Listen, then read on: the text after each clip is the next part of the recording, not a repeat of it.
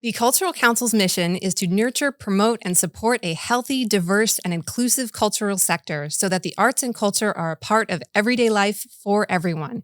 We invite listeners to discover Florida's cultural capital online at palmbeachesculture.com.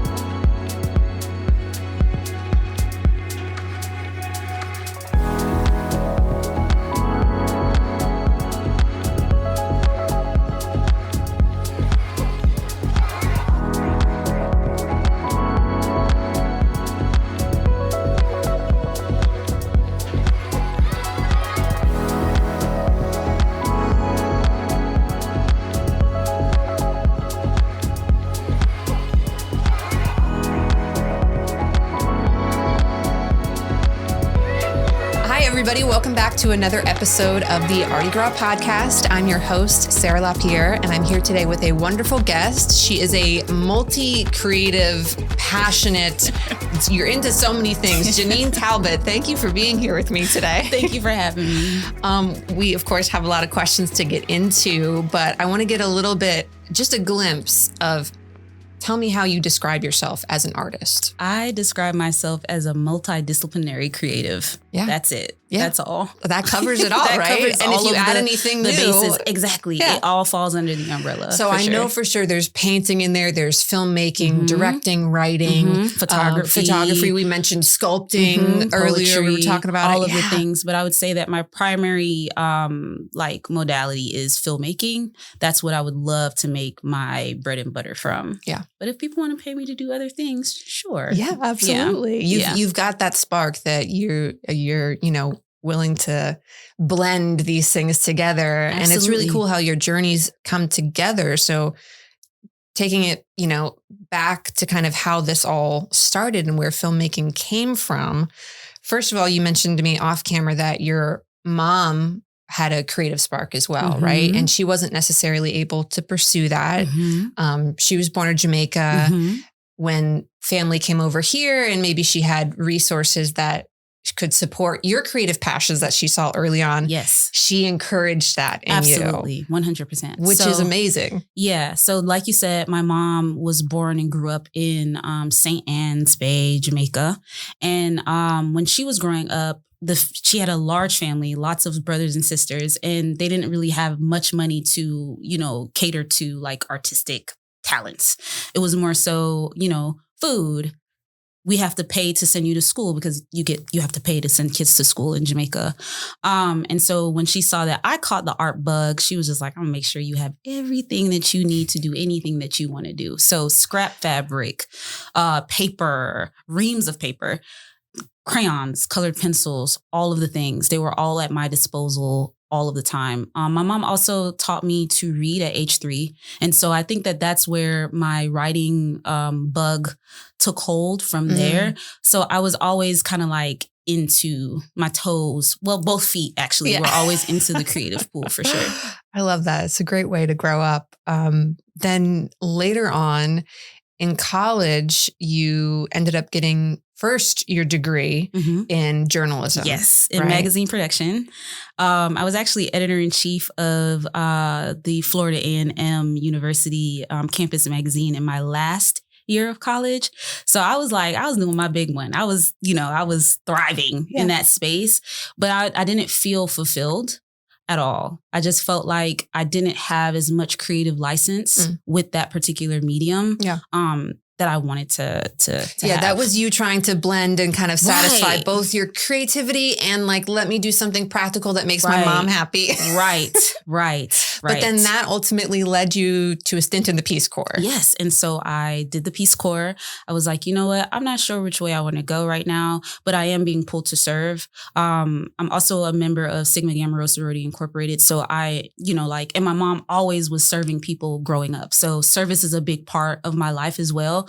So I said, well, if I don't know what I want to do, the best thing I could do is serve other people. So I did the Peace Corps in Ethiopia.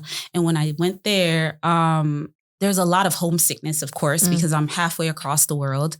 I'm in an environment that is very new to me, and trying to integrate is hard. When you are and this is years of time, right? 2 years. Yeah. 2 years is the requirement. And so while I was there, I was getting lots of media from home, from my mom. Again, my mom being kind of like this harbinger of creative things, even though she didn't want me to lean into that. Sending me videos and movies and things from home. I was watching those things and feeling comforted and feeling a sense of home and feeling like I was home without being home. Mm-hmm. But then I was realizing that the host country nationals in Ethiopia were also perceiving me based on movies and things that they had seen. Sure. And it wasn't necessarily the most positive experience. So, getting called certain slurs or being perceived as hypersexual because of images that they had seen of Black women in media. Both of those dynamics, like being comforted, but also having this thing that can, frame how people see you. I was like, this is a powerful tool. I never looked at it like that. And so I thought about it and I was just like, well, this kind of blends all of the things that I like to do, like the visual aspects of art, but also putting pen to paper and writing stories. And I was like, maybe I should do this. And in service too, right? If you can tell and uplift stories that open up new, Because I'm then, part of, framing stories about people that look like me, right? So now the onus is on me to represent myself and represent other people that look like me.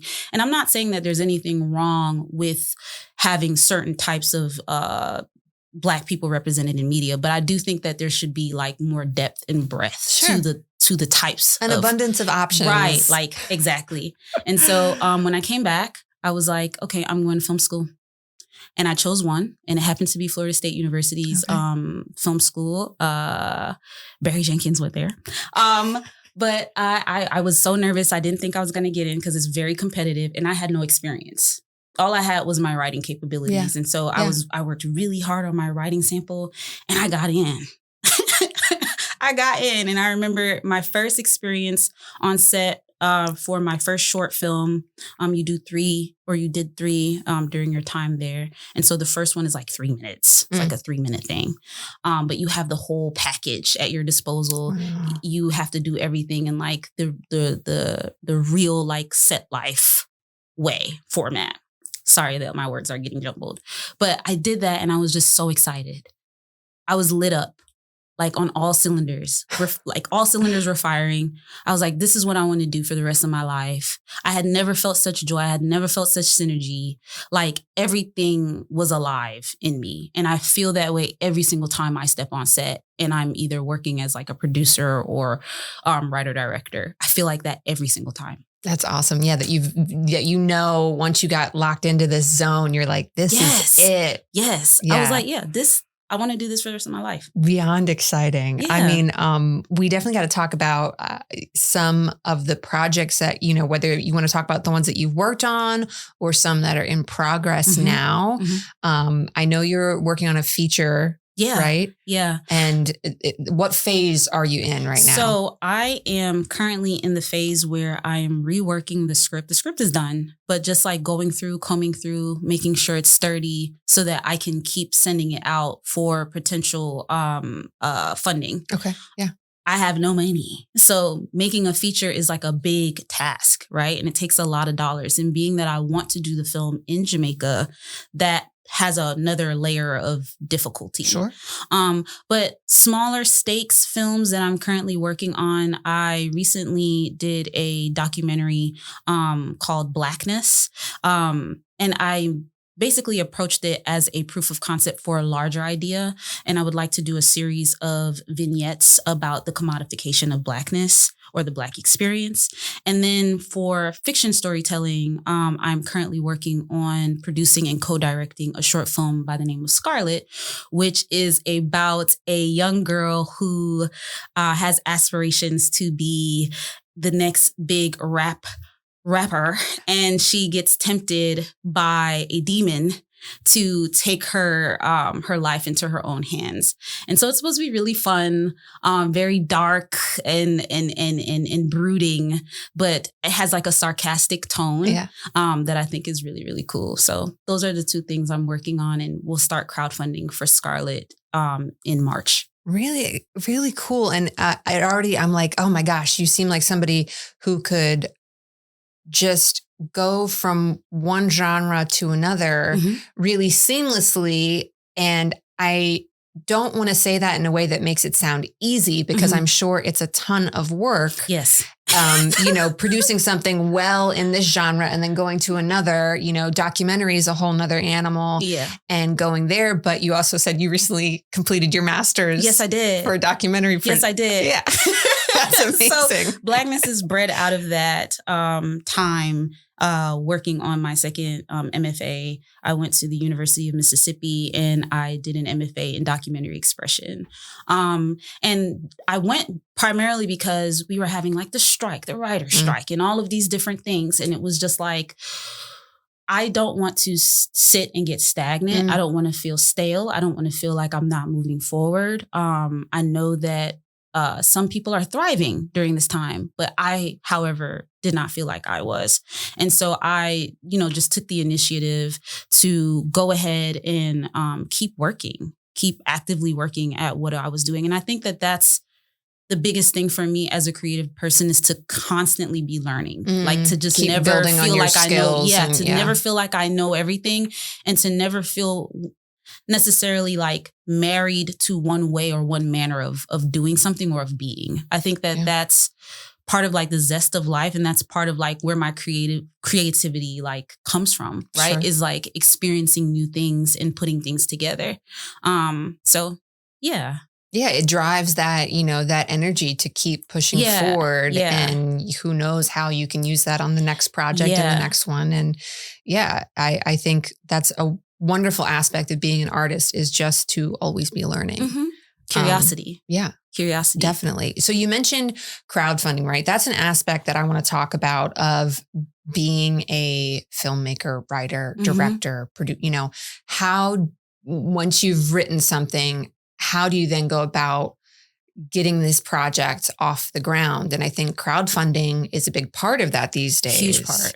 So what does that look like when you start to reach out for resources? Tell me about that process a little bit. I think the first part is kind of like getting out of your own head and trusting other people to catch you, right? That's the first part. Because if you don't do that part, you're not going to get anywhere. The second part is knowing what the hook of your story is, knowing your audience. And so being able to hook somebody and get them as excited about your project as you are of your project is also important. So again, that feeds into the first thing, is the belief. Like if you don't have the belief, it's going to be visible to everybody else, right? Not just yourself. And then the third part is kind of like knowing where money is going to go. Like you can't just go and say, I need this amount of money for this thing. You have to like be able to show where the money is going. Sure. So having a budget, like knowing what things cost, being very responsible. Right. I think that sometimes people feel like having a creative passion is this irresponsible, free flowing, just flying by the seat of your pants thing. And I think there's parts of it that might feel that way, but when you're a filmmaker, and maybe even other like art practices, there is a responsibility there, right? So just knowing where the dollar is going, But yeah. Yeah. Having that structure to be able to share it and show some sort of level of transparency, I guess, to say, like you said, number one, I believe in this. The passion is there. That's why I think you should, invest in this art existing. And then here's how I'm going to make sure that this is a reality, that it's not just a pipe dream. It is something that, I know the costs, I know how we get there.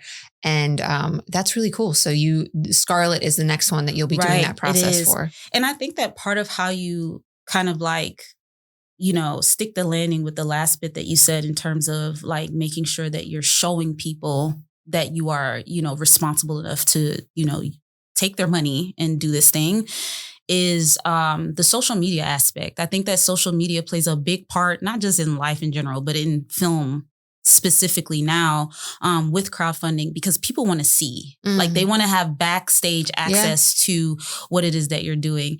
And for a lot of creatives, that can be uncomfortable because sometimes our work it's so, I don't know, it's like giving birth to a baby and your baby might not be the cutest to the world yet. And you don't want to show it to anyone yet because its head is still wobbling or like its skin is still a little, dimply or whatever. It hasn't kind of set in yet. But that, I think, letting people in and finding the right balance for you or whatever the project is really does help people to draw people in, one, and to make people feel as though they can trust you. Sure. So that's a big part of crowdfunding as well. Yeah, it's amazing all of these layers that you really have to go through. The storytelling that you have to do before the storytelling to make this thing exists. Right. Yeah. It's amazing. I mean, it's really such an in-depth, requires so many steps in advance. Right. Because I'm not even really even on social media like that. Yeah. Right. Like right now, my Instagram, all those things, they're deactivated. And it's like, now I have to kind of get into the mode where it's like, I got to reactivate and I have to be social. Like I have to be on. And that can feel daunting sometimes, especially when you get used to not being on social media and like just in real life, not to say social media, I guess, is social media real life? Yes, in a way, but also not, Yeah. So yeah, it's a big part of it. It's a big part of it, letting people in. And not just letting people in for the finished product, but letting people in for the process. Process is so important to a lot of people now. I think it maybe seems like it's going to be even more important with the surgence of AI and things being just created out of what feels like thin air. If you're not seeing the, gallons of water that are being guzzled up, which you're not. People want to see the mess. Right. So you want to see the humanness of the process, which is a beautiful thing. And I think regardless of, pre-AI existing, we wanted to see that anyway. Like there was always some mystical element to a creative that you wanted to know how, why, where, Absolutely. Like X-Men, the behind the scenes for X-Men when I was growing up, that was my bread and butter. Baby, like sign me up. I want to see all of the things. What do you mean it took 13 hours to do this person's makeup? I want to see the whole thing. So I get it. I think it's just stepping out of your comfort zone because it's like, instead of you being it's different when you're on the outside looking in and very different when you're in the inside looking out. And it's just like, whoa, everybody's looking at me. Yeah. Everybody's looking at me. You're in the fishbowl now. So you said something earlier, again, off camera that I think is great too. A way that you look at things is just kind of like, I'm going to ask, I'm going to put this out there. You're going to give people a chance to say no. And what's the worst could happen? Do they say no? Okay. But maybe they say yes. So it's another way to give people that chance to say yes to a project or to say yes to, whatever the next upcoming thing is, which is, it's daunting, but powerful. Yeah. Okay. So let's switch for a minute. Absolutely. I want to talk about the painting part of your art form. And this isn't on camera right now, but it will be in a little, preview of this episode. What you just did on the canvas when you came in was so cool. I mean, you just brought this face to life in 5 minutes. So that's amazing to see. And you also you created this beautiful piece. So I'm going to introduce it because you created this piece that's used in marketing and advertising for the Pepsi National Battle of the Bands, which is coming for the first time to the Palm Beaches, which is very exciting. It is. And this is highlighting the amazing creativity and, leadership, education, arts of historically Black colleges and universities. And you created this beautiful piece that captures marching bands, right? And there's so many layers to it and things happening. And you really got this amazing energy. How did it feel to try and put that on a canvas? It was so intimidating. First of all, I went to HBCU for undergrad. I went to Florida A&M University. They will be there at the National Battle of the Bands. Amazing. And I will be hyping them. Yes. And so it was like the pressure is on because this is like, I know what this culture looks like. Marching band culture is such a big part of going to any, like at HBCU. Like it's a huge part. Like even if you're not in the band, you feel like you're in the band. Those bragging rights that they have, those are your bragging rights as well. You go to the games not to necessarily watch the football players play because they don't always play the best. You go for the halftime show. Yeah. So it was really important to me to kind of incorporate the excitement that like marching bands evoke in me, and I wanted to make sure that all of the bands that were participating would be like adequately represented. And I also wanted it to feel like the start of something because it's like, this is the first thing. This is the first one. So I thought to myself about how like the whistles that the drum majors use kind of like signal to the band like where to go and what to do and what's going on, and like how a whistle usually is like the start of something. And so I was like, okay, let's try to pull all of these pieces together. And it's so funny because I don't think I've ever said this to anybody, but what inspired it, the way that the figures kind of come out of the whistle, I was thinking to myself about The Lion King.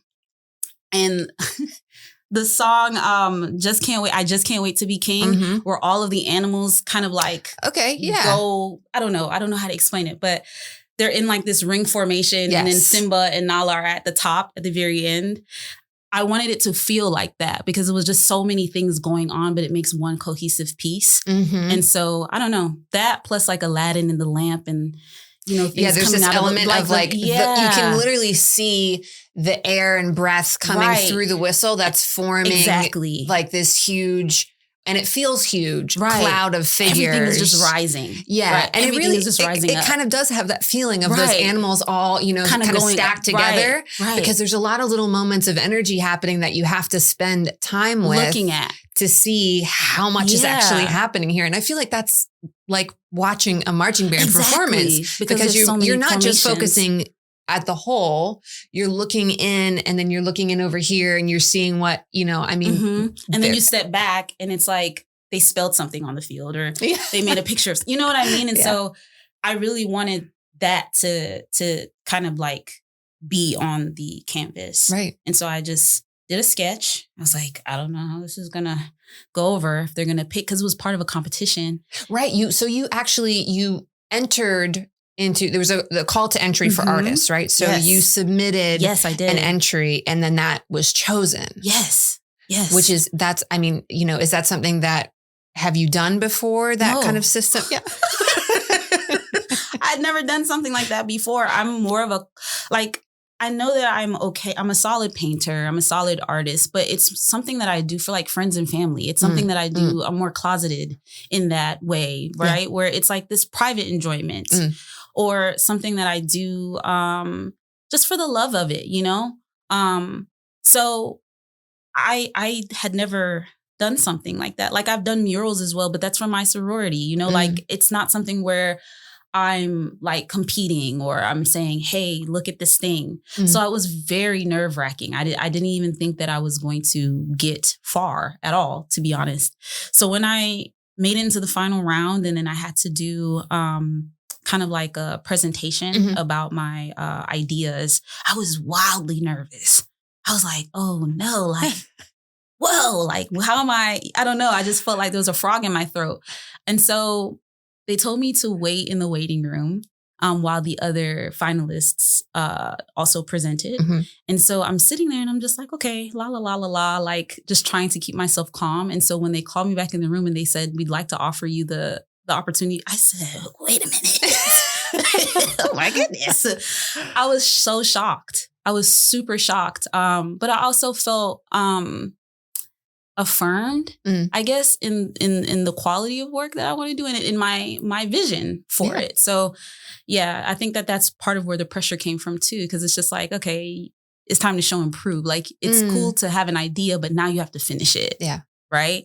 And now this is going to be something that, like you said, is part of like marketing material. Right. So, and this event is coming up. It's MLK weekend. It is, I think it's the 15th. Yeah. 15th through the 17th. And I mean, again, the impact that an event like this can have with how many people are coming to this area and, you know, your piece is going to be a part of the hype and the representation of this inaugural one. Awesome. Congratulations. Thank you. It's big. It's big and I love it. I'm super nervous actually just to see how it's going to be used. Cause that's going to be a surprise for me too. But I don't know. I feel like this experience has kind of like, I don't know, put the fire under me to keep painting. I think we talked about this off camera as well, where you asked me if I had been doing any painting recent, or if I had been painting a lot or something of that sort. And I was like, no, I've been painting more recently now. And I think that this is kind of like put me back into, I don't know. They always say feed your inner child. This has kind of fed my inner child in a way where it's like, wow, like I actually have time. I'm done with my degree. Right. I can paint more. Yes, and you can nurture that a little bit. And so I have been doing more painting. I love that. Yeah. And you never know. I mean, I always encourage that because even if that is not, let's say, directly ending up in your creative work, right? Your professional body of work, it's feeding that creative energy. It's keeping it open. It's keeping new things flowing. And it's a good practice to have. And if you have the resources and the time, it's great. So I'm glad to hear that. Thank you. I can't wait to see how that piece is used. I mean, it was already published, right? It was in Art and Culture magazine with a great article. Yes. So yeah, lots of big things happening for that piece. It's really excited. Cool. Yeah. I was wondering, you know, since you've been painting a little bit more, when you're standing in front of a blank canvas, getting ready to create something, what leads the way first? Is it structure? You know, you have a lot of structure in filmmaking. Is it emotion? Is it color palette? What comes up first when you're looking at blank canvas? I guess I can start with my most recent work that I've been doing outside of the National Battle of the Band stuff. I've been doing stuff more so about heritage and some of the matriarchs that have passed on in my family. And I've been working a lot with mirrors and painting directly like portraits on mirrors. Which is very interesting because painting mirrors is not like painting a canvas. It's not like you can just draw a sketch and, you know, work on top of it and keep doing layers. You actually kind of have to have a little bit of a plan in order to at least get the silhouette of what you're painting, because you have to put white down before you can actually paint on top of it. And if you want the mirror to show in certain places, you have to like plan for that. So it would start with a little bit of planning more recently. But then as soon as like the rough is on the mirror, let's say, not the canvas, but on the mirror, I then just lead with like emotion. So I don't always know what colors I'm going to do. I kind of just put all of the colors on the on my palette. And I just work with what I feel. That's how I move with it. So, for example, the first one I did was of my paternal grandmother, and she's holding a machete, and there's like a hummingbird, and it's like flying toward her. I had reference images of her face to work from, but with her body and her dress and all of these other things, like my grandma makes me feel red. Like I remember her red scarf that she used to wear all of the time. And I just started with red. Like it wasn't a plan. It was just like an intuition that's there. This is what feels right to me. Lead. Yeah. And so then it's like, okay, well, what colors marry well with red? Like what colors are complementary or analogous or what have you? And so then it goes from there. Like, what was she like? What does she feel like? You know, my other grandma, I painted her purple, like her dress purple with like blue pinstripes and stuff. And so it was like, why does my grandmother make me feel purple? Like what reminds me of her, you know? So I think I start from there. Yeah. Mostly.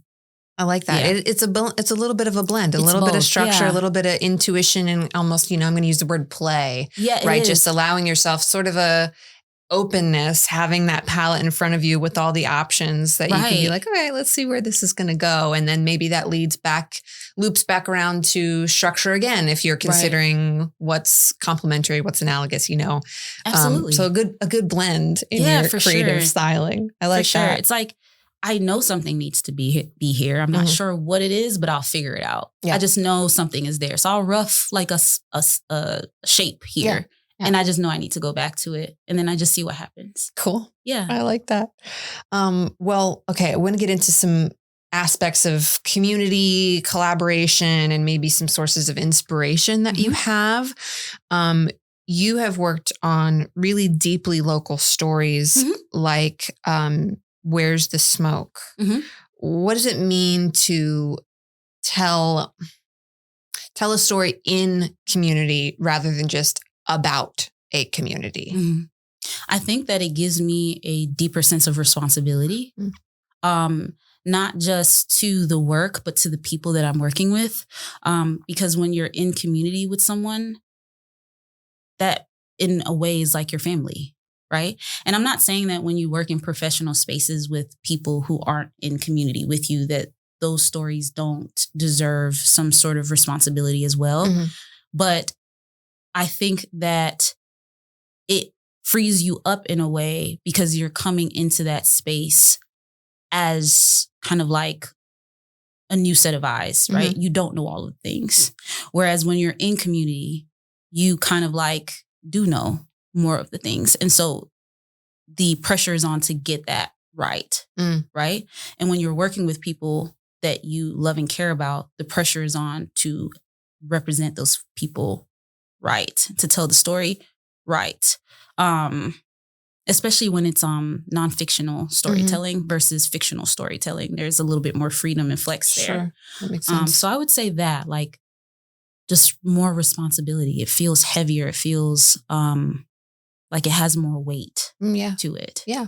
Those bonds are closer, right? It makes sense that you would feel that. I mean, and that in particular, Where's the Smoke is a heavy subject in itself. Right. You know, it's about the sugarcane burning and how that affects the community, health, all of those aspects. I mean, it's a pretty big topic. So yeah, I can understand why there would be that sense of responsibility of showing and telling those stories. It's like I'm thinking about it too. And it's just like when you're doing things that are outside of community, you're learning, right? And so there's a bit of like as you're learning, there's a little bit more flex to not necessarily get things wrong, but to kind of like explore it as you're learning it, right? Whereas like if you're in a community and you know the folks, it's like now it's your time to like, I don't know how to put this, but like externalize what you know, because you're not learning, you know. Yeah. So it's like a test versus like you're in the process of figuring it out. Yeah. I think that's the best way to put it. It's like trying to pass a test, even though it's not a test. Whereas like when you're working in a community that's not yours, you're exploring. Right. I'm traveling. I'm just, I'm not a voyeur, but like I'm an observer of some kind. Yeah. I'm just here, so you don't have to necessarily know all of the things. Yeah. That frees you up a little bit more. Yeah. Yeah. I think that's a great answer. That's a good way to put it. It makes sense that you're kind of, like you said, taking a test, like you're dusting off this knowledge that's already innate to you. You have it, but you have to, take it out and look at it again. Right. And maybe try and look at it with the freshness because you're now saying, how do I put this in a way that people are going to receive it. Yeah. Absolutely. Yeah. That's a great answer. In film in general too, a lot of collaboration, a lot of people working together, right? I mean, you take on different roles, writer, director, producer, and I sometimes do production design. Okay. Yeah. Yeah. So can you share a moment or something that was, a memorable collaboration for you? I think a really big, memorable collaboration that I had in recent years was with one of my friends and creative partners, Nisha Aaliyah Jackson. And we worked on her first short film together. And she is actually a STEM girly. Like, she's in the STEM space, but she's always had kind of like the creative bug as well. And so she was very unsure about filmmaking and kind of like relied on me to kind of like help kind of guide her through the ins and outs. And so when she worked on her first short film, Word of Oda, which is about a group of One Piece, which is an anime enthusiasts that like put people through like a hazing process to like sit and watch, like, because One Piece is so long. Huge. Right. And it's really funny and dark comedy. She asked me to come on as a producer. And so just watching her fall in love with the medium as well and learn to trust herself. Yeah. I think that would probably like be a very meaningful collaborative moment for me, for sure. Yeah. I mean, again, another great answer. That makes so much sense when you get to be a part of, not necessarily, I don't know if introduction is the right word, but a guiding force for somebody to then be able to discover on their own a little bit as well what this medium can mean and what it can, do for them or do for a community that they're trying to portray in some way.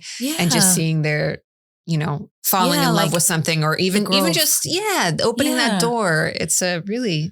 And I think for me, that's part of like the legacy that I want to leave behind, not just for friendships, but for my family. Because as we discussed, like, I don't have anyone in my family to look to as a creative, someone who's done this before, right? Not necessarily film, but just anything creatively and like has been successful at it and has made a career to kind of show people, in the family, like this is something that is possible and tangible if you do it the right way. Yeah. Right.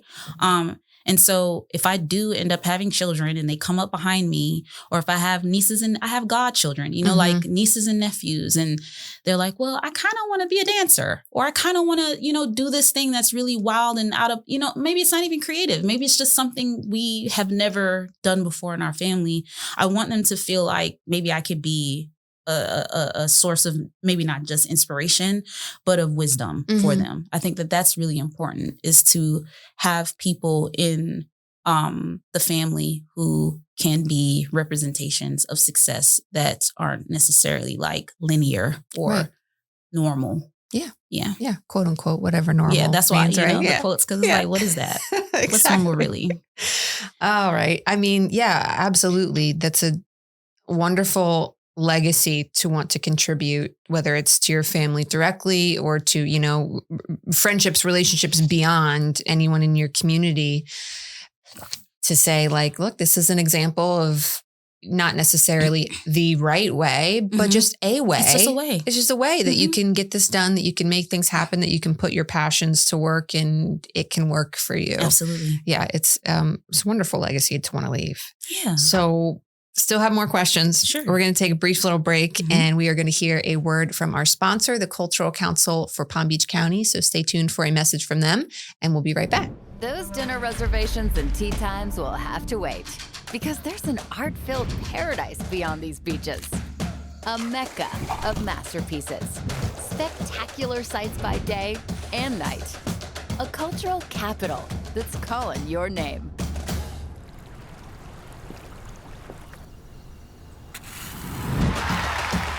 See so much more than you came for in the Palm Beaches. Yeah. So, a little bit more about community, right? I wanted to talk about the aspects of working here in South Florida, Palm Beach County, even specifically. What does that look like for a filmmaker, what are the aspects of working here that work for you and make sense for you as a creative? Okay. So I would say that a big part of my creative process in terms of filmmaking is leaving and coming back, leaving and coming back. I think it was James Baldwin who left the United States, went, I believe, to Paris. I think that's right. Paris. And when he came back, he was basically talking about how leaving helped him to see where he's from. And there's a whole thing about that. But I feel like it's the same thing with me. When I do come home, I'm able to slow down. And so my thoughts become a lot less fretful and more focused. And I'm able to write. I'm able to paint. I'm able to do all of the other things outside of filmmaking that feed my filmmaking, but isn't necessarily my filmmaking. I get to do, unless it's like little vignettes and like little things that I do around, the county in my phone and stuff like that. I get to practice. I get to not necessarily be polished, I get to be raw when I'm here. And I think that is an important part of art making in general, is being able to observe and to take in the world, because that's kind of like where the wellspring of your creativity comes from, right?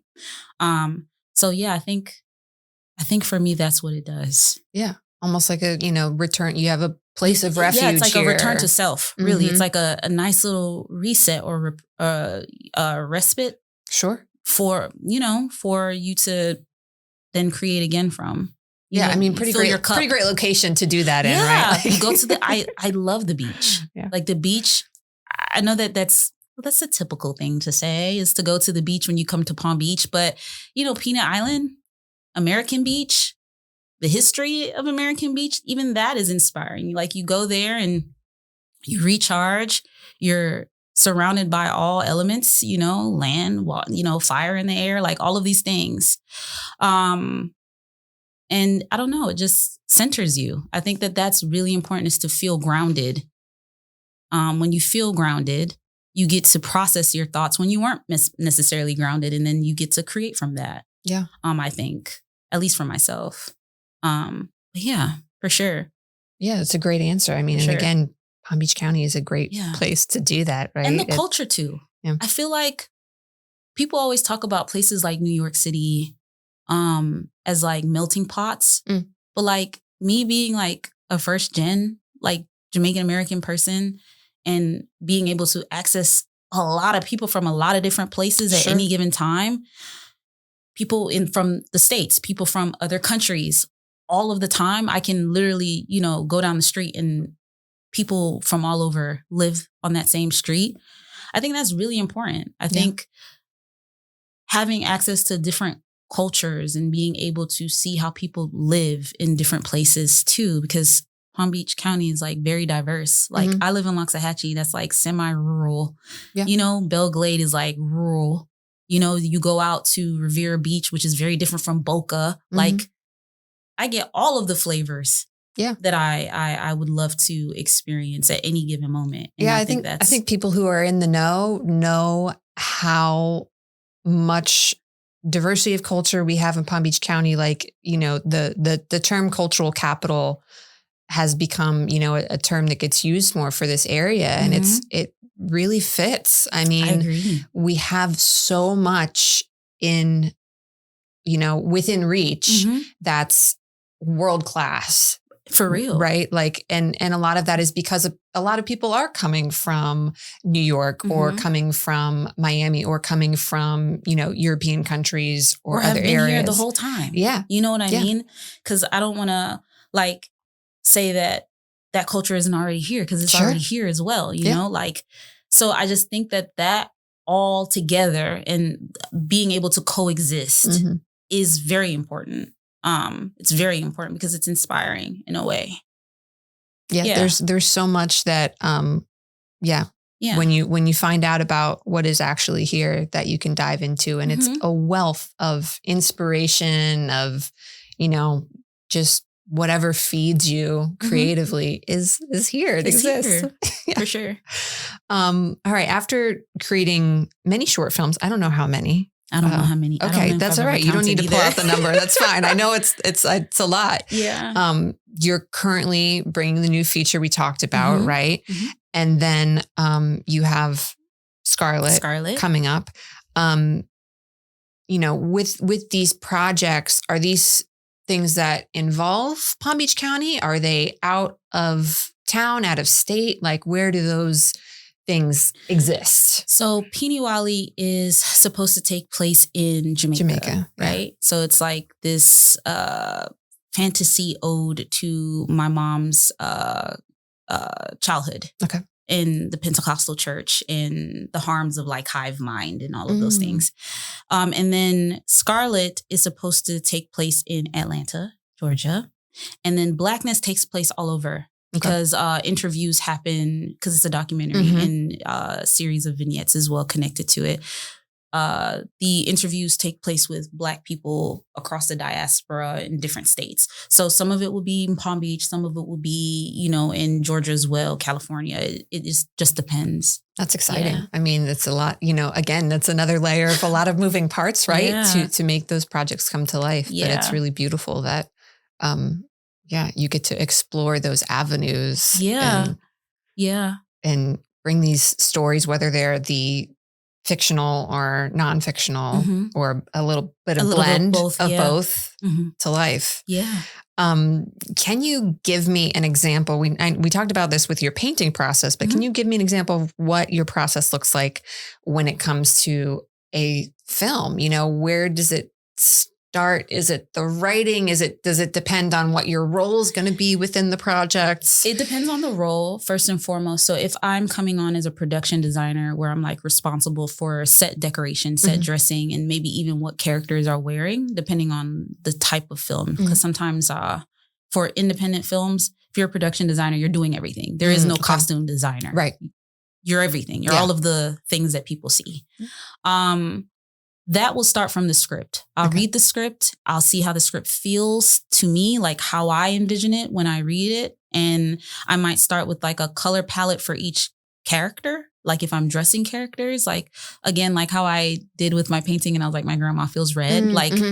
This character feels green, and then I'll start like building that out. And I'll do the same for spaces as well. If we haven't locked down locations, like sometimes locations are built in. We already have this place, so this is what we're working with. If it's not that type of situation, again, I start with color for all of these things I'm noticing. I'll start with color, and then I'll start with like I'll move on to textures and like the feeling of the room. I do a lot of Pinteresting as well for like design stuff. For things that I write, if I am writing something or somebody brings me on to direct the thing, I will read it first if I'm brought on to direct it, if I'm not writing it. And then I will do the same thing. I'll do like a mood board where I will draw pictures, grab pictures from a lot of different websites that feel like the film to me tonally. And then I'll work with the writer or producer to figure out if like this is on par with where they're going. Like, is this what you were envisioning? Are our visions aligned? Right. Like, is this, are we thinking this? And then if we need to meet in the middle or adjust, then we adjust. If it's right, I dive in. Yeah. And I start building out the world how I see it. So characters, locations, maybe even like props and things. Like, this is how I see this. And then I'll work with all of the different departments to figure out like what is feasible. Because then budget comes in. It's like, okay, do we scale up or do we scale down? Yeah. I'm going to cut you off just for a second because we were talking about again earlier that you love thrifting. I do. Does that come in too? Yeah. Oh, absolutely. I love that. I love that gets to be a part of your work. It's so hilarious. Like I've been working on Piniwali for like 5 years, just reworking the script. And because features take a long time to make. Yeah. My mom loves thrifting as well. And so because she knows what like the time period is like the 60s. Okay. In Jamaica, she knows she was there. She lived it. This is kind of her lived experience. Yeah. She will, if she sees something that she feels like could work for the film clothing wise, she'll put it to the side for me. Wow. And it's like, Mom, we don't even have money for this movie yet, but she will do that. That's awesome. Like, that's a real thing that happens. You know, that's got to be so cool for her. It is. To be a part of that process with you. I think it is. I think it really is. Because you said, wasn't that a part of, she wanted to kind of go into fashion, she wanted to be in fashion, and she never got to do that or pursue that. And so I think now that, like, wow, you're I'm allowing actually, that to happen. My brain, like, that's pretty incredible. I'm making a full circle moment. Like, if you hadn't said that, I wouldn't have thought of that. But that's, I think, exactly what's happening. Yeah, that almost brings like a little tear to my eye. Like that, a little bit. Yeah, she gets super excited about it. Like, I don't know. Like, I think it was a nightgown, like a. It was like a, you know, like those old school frilly. Yes, those are the things that they wore to bed at that time. So she must have found that, and she was just like, yeah. Pick this up for your film. And I was just like, oh my God, Mom, okay, cool. Like, put it to the side or whatever. But that definitely comes into play with me thrifting for things, sometimes for things that don't even exist yet. Like, if it looks futuristic or sci-fi-esque, I might pick it up and I'm just like, this might be a good prop for something somewhere down the line. You know what I mean? Yeah. So thrifting definitely comes in for sure. I love that. Yeah. That's great. Yeah. Yeah. What a great part to have incorporated into your career. I love that you brought that up. Yeah. That's special. Yeah. All right. I love that. Also, like you said, the color palette ends up being a big part of your process, and you know, one of the first lenses that you view the whole body of work through. Yeah. That's really interesting. Yeah. Color is really important. I think even when people talk to me about my website, they're always just like, it's so, like, all of the things are so colorful. Like, everything is, all of the colors are rich. And I'm just like, that's a big thing for me. Robust color is a big thing for me, but I never really thought about it, how I approach it in the process. I always think about it as like the finished thing, but I never really thought about, like, oh my gosh, this is important the whole way through for me. Yeah. That's really cool. And I do see that in your website too. You know, I spent some time on it, and there is this like real richness and depth of color going on there. And you're, you know, there's so much that you want to go through this space that you've created, because it just automatically, like, oh, this is interesting right out of the gate because of the color palettes that you see. Thank you so much. I think it's a really well designed website. I love it. Thank you. All right. This is a question that I ask everybody who comes on the podcast, which is just that if you had to offer one, it could be an event, a place, you know, an entity, something that involves art and culture here in Palm Beach County. If you had to say, look, when you're visiting here, or even if you're, you know, living here and you haven't done this yet, you need to experience this thing. Okay. I already mentioned American Beach and Peanut Island, so I won't say that, but the Muck Bowl. Okay. Tell me about it. Muck Bowl is football.